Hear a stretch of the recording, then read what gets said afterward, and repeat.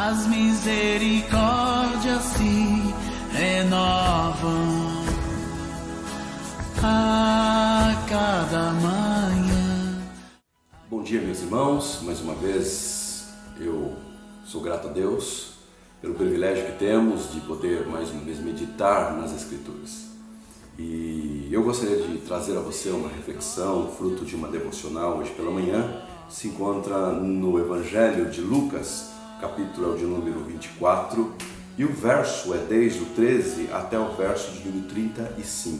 Não vamos lê-lo para o vídeo não ficar longo, mas aqui acontece, o que está acontecendo são dois discípulos, o texto mostra dois discípulos que depois da crucificação de Cristo, ou seja, no domingo, eles voltam para suas casas e o texto é conhecido como no caminho de Emaús. Dois discípulos de Jesus voltam para a sua cidade, para a sua aldeia, chamada Emaús. Um deles é identificado aqui como sendo o Cleopas. O outro nós não sabemos, não temos informações sobre quem ele é. Todavia, o texto vai falar que esses dois estão voltando para sua casa ou para sua aldeia e no caminho eles estão discutindo, eles estão conversando, eles estão tendo uma conversa acalorada, uma conversa mais enfática a respeito dos últimos acontecimentos, a respeito de tudo aquilo que havia acontecido com Cristo, tudo aquilo que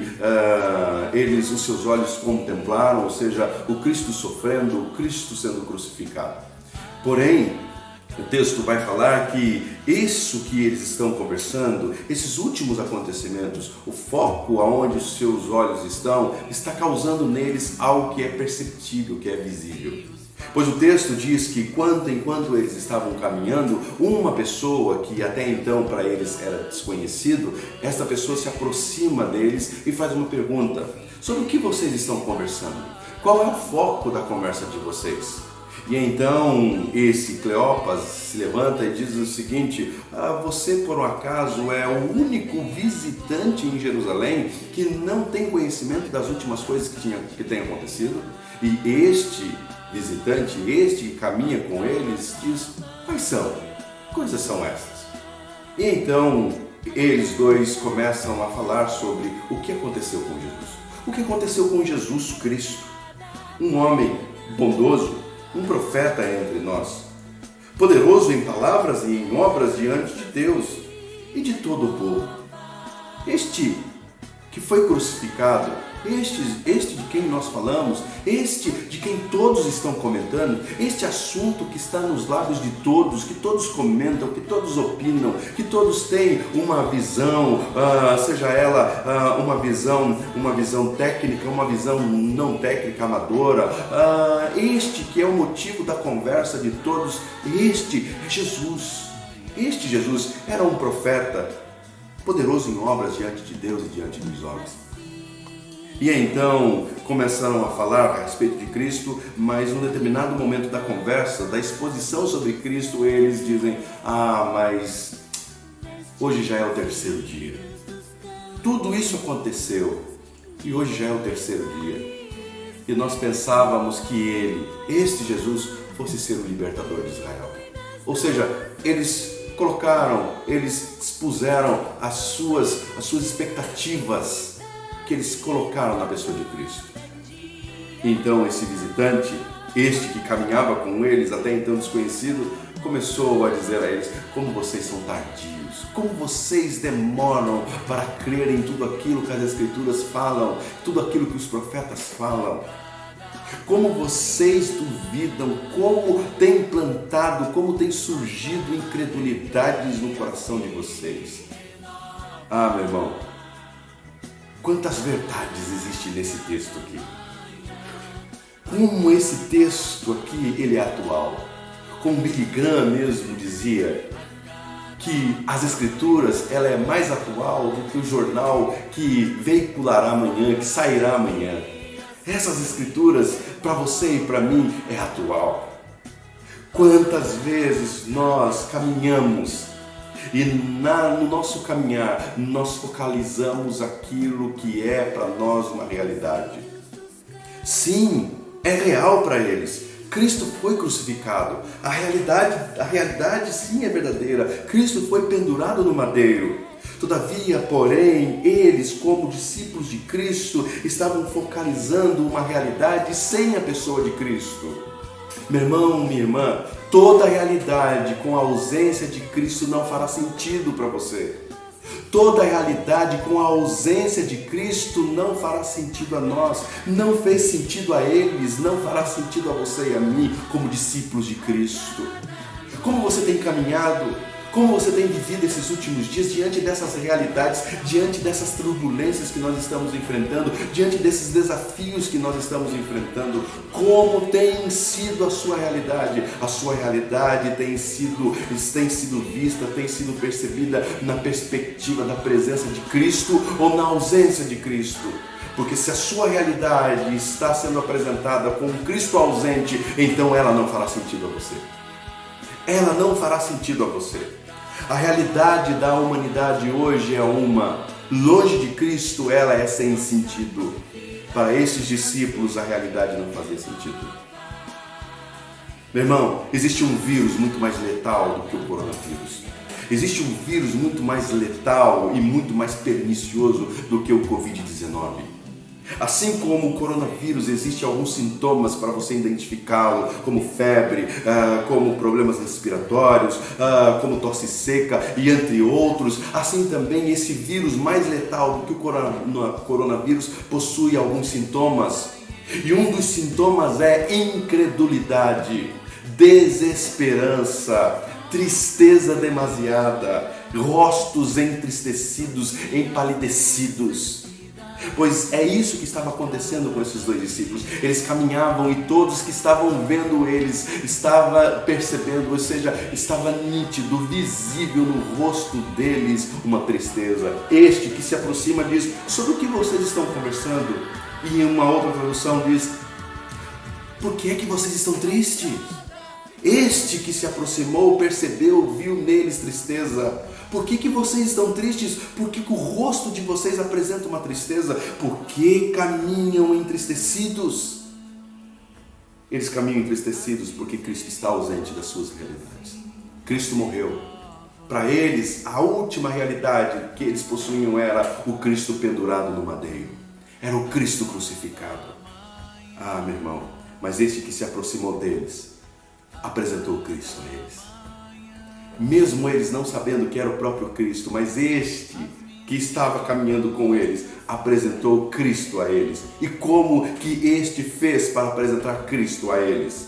Verso de número 25, disse ele: como vocês custam a entender o que e como demoram a crer em tudo o que os profetas falaram? Não devia Cristo sofrer essas coisas para entrar na sua glória? Verso 27, e começando por Moisés e todos os profetas, explicou-lhes o que constava a respeito dele em todas as Escrituras. O método utilizado para Cristo revelar Ele mesmo ao coração desses dois discípulos é o mesmo método que Ele, Cristo, utiliza para nos revelar a seu respeito, as Escrituras. Então, meu irmão, minha irmã, olhe para as Escrituras, leia as Escrituras, mas leia as Escrituras até você ler de verdade. E quando é que eu sei que eu estou lendo as Escrituras de verdade? É quando eu estou lendo as Escrituras e encontrando Cristo nela. Quando todos os versos, quando todos os capítulos, quando todos os livros apresentarem uma única pessoa, a saber, não você, não eu, Cristo. Quando você enxergar Cristo em todos os versos, quando você enxergar Cristo em todos os capítulos, quando você enxergar Cristo de Gênesis a Apocalipse, então você estará lendo as Escrituras de verdade. Ah, então a sua realidade será outra. Porque na sua realidade, a pessoa que traz sentido a ela estará presente. Cristo, Cristo Jesus. Meu irmão, quantas verdades nós temos aqui e podemos aplicar.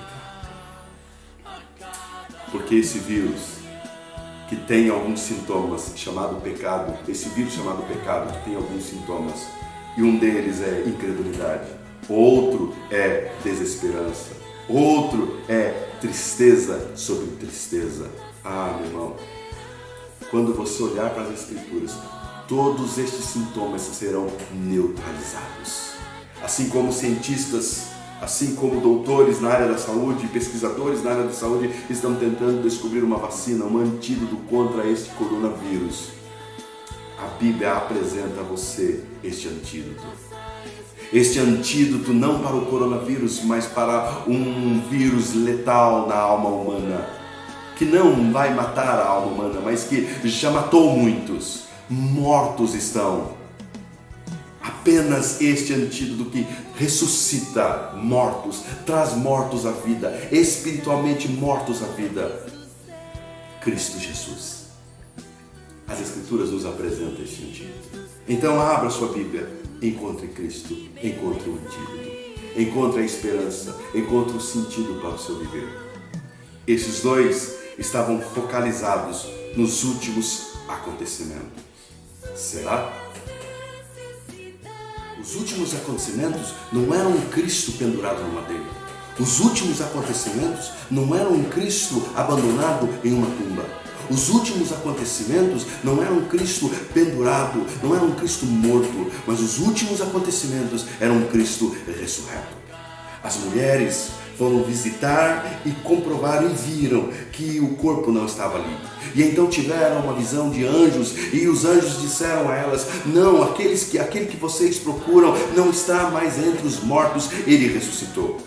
2 discípulos, Pedro e João, foram e comprovaram que tudo aquilo que as mulheres haviam dito, relataram, era verdade. Estes sim eram os últimos acontecimentos. Mas estes 2 discípulos não creram. Estes 2 discípulos não acreditaram. Estes 2 discípulos voltaram para suas casas com seus corações voltados, focalizados nos últimos acontecimentos, mas não nos últimos acontecimentos reais. Seus olhos viram, creram naquilo que os seus olhos estavam vendo, mas custaram a crer naquilo que os seus ouvidos ouviram. Seus ouvidos ouviram: Cristo não está entre os mortos. Então, o próprio Jesus aparece a eles e caminha com eles e se revela a eles por meio das Escrituras. Seus corações agora começaram a queimar. O caminho de volta não era mais o mesmo. O caminho, a discussão agora não era mais a mesma. Agora os seus corações estavam não mais pesarosos, não mais entristecidos, mas agora alegres. Agora alegres. Porque agora o que traz sentido à vida, o que traz sentido à realidade está presente. Meu irmão, imagine a volta desses 2 para Jerusalém. Imagine a discussão enquanto caminham de volta. Imagine a alegria, imagine o entusiasmo. É exatamente este entusiasmo que este Cristo quer proporcionar a você e a mim, em meio à nossa realidade. Que você possa olhar para as Escrituras, ler as Escrituras e ler elas, até ler de verdade. Enquanto você não encontrar Cristo nelas, não pare de ler. Enquanto você não ver Cristo em cada verso, não pare de ler. Clame, peça, revele-se a mim, ó Cristo. Aplica sobre mim as verdades da tua palavra. E então o seu coração irá queimar. Então o seu coração irá se alegrar. Então o seu coração irá se transformar de um coração entristecido a um coração satisfeito, alegre e prazeroso. Um coração que descansa não nas verdades científicas, não nas verdades de teorias, não nas verdades de experts de uma realidade que nós enfrentamos, mas descansará naquele que é o nosso descanso, o único e verdadeiro descanso, Jesus, o Cristo. Que você descanse nele e que você tenha um excelente dia, em o nome dele, Jesus, o nosso Senhor. As misericórdias se renovam.